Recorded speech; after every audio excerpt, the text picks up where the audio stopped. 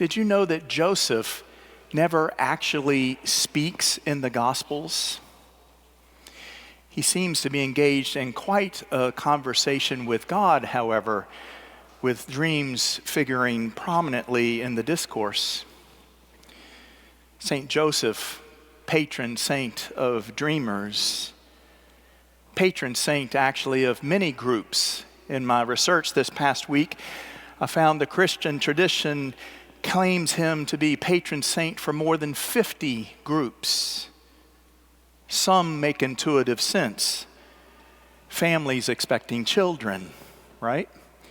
Carpenters, patron saint of house hunters and travelers and orphans and those who have no home. His story, as recounted in Matthew's Gospel, provides clear touchstones for these.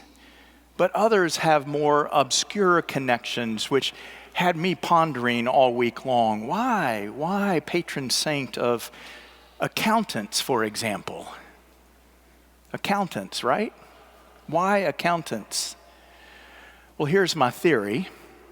In the story, the purpose for Mary and Joseph going to Bethlehem in the first place was to be in the census in order to be taxed. Well, and accountants deal with taxes, right? So maybe not too much of a stretch there. Here's a little harder one. Patron saint of lawyers, attorneys. Why?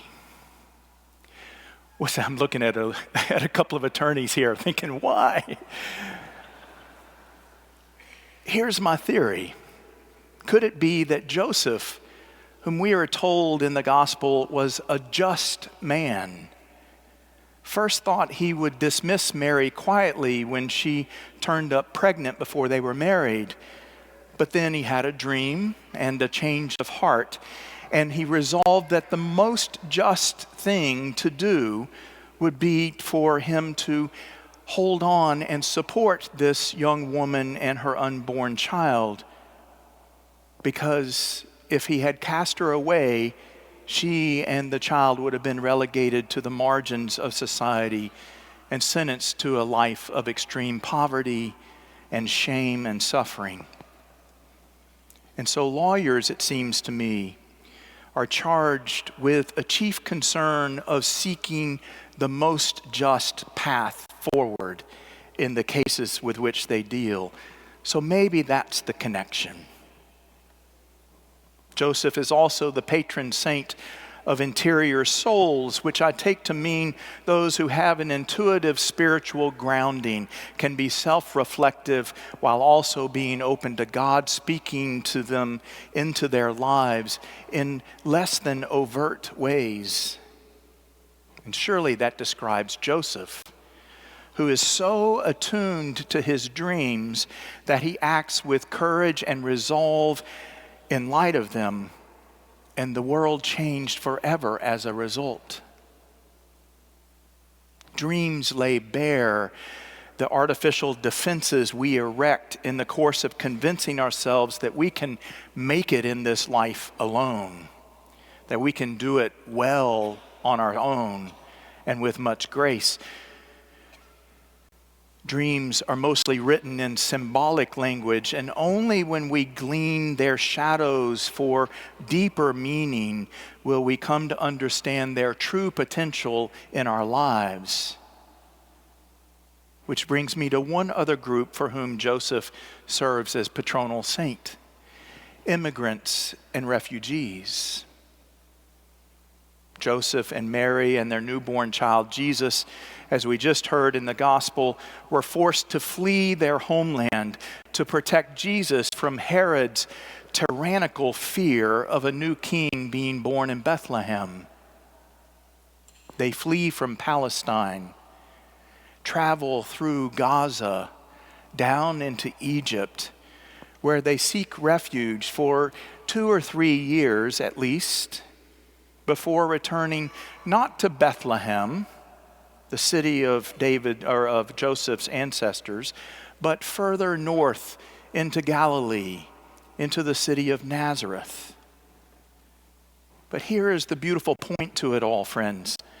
Unless Joseph's dream is really God's dream for Joseph, born in the trust that Joseph might just respond with courage and hope and faithfulness, which he did, then what good was there to come from it all? And the pattern is there for us too. It seems to me that we must be willing to embrace the possibility that God might have a dream for us, for you and for me. That God might just be interested in using us, you and me, and the wispy wisdom of our dreams to change the world too. At this moment, there are more than 300 million people across the globe displaced from their homes. 300 million.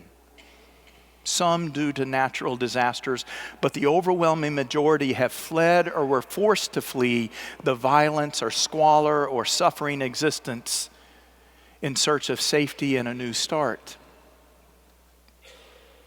And it is no secret that our nation is about to launch the largest forced migration in our nation's history.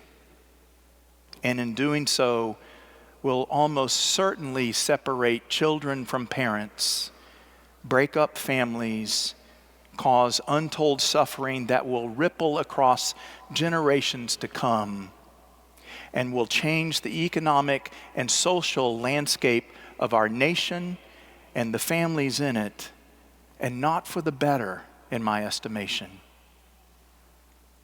And we can debate and disagree about immigration policy in this country and how best to manage the real crises of our time.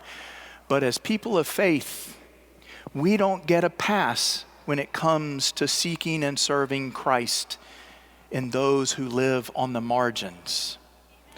We don't get a pass. And what I want you to know, what you should know, is that last month, December 3rd, as we were preparing for the birth of baby Jesus in our hearts once more, your cathedral vestry voted unanimously to authorize St. Mark's to reactivate its role in the sanctuary network, which seeks to address the injustices baked into our immigration practices in this nation, to respond in real time and in really practical ways. The historical roots of sanctuary are centuries old, and we can trace them as people of faith. We can trace them and our mandate to serve in this way right back to the biblical imperatives that call for us to serve the alien in our midst, which is to say, immigrants and refugees. Folks, here we stand, and we can do no other. We've done it before, and in this generation, you and I are being asked to step up again.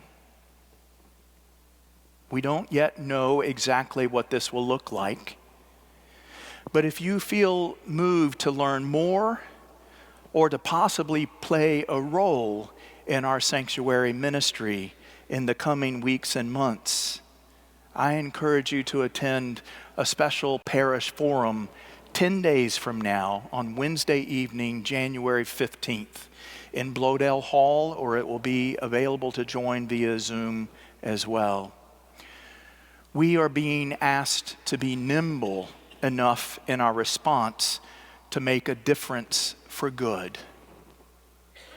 So I will say again, unless Joseph's dream is really God's dream for Joseph, what good was there to come from it all?